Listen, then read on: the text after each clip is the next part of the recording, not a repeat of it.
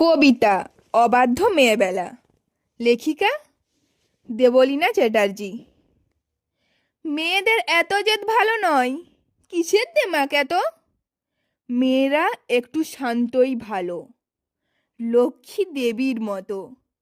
সব খাওয়া শেখ, কদিন পরেই পরের বাড়ি যাবি। তখন এত নাক শীতকালে কি দিয়ে ভাত খাবি?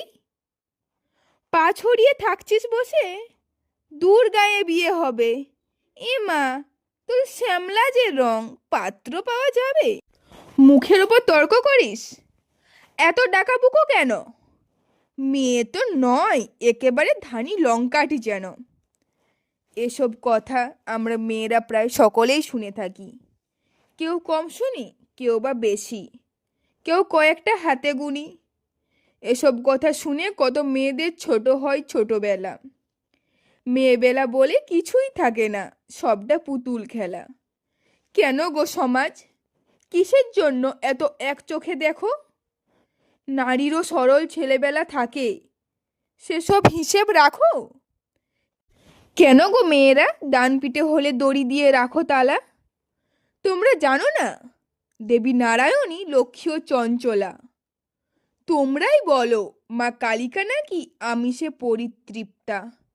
তবে আমি কেন সব খাওয়া শিখি, ডাল ভাত থেকে শুক্তা?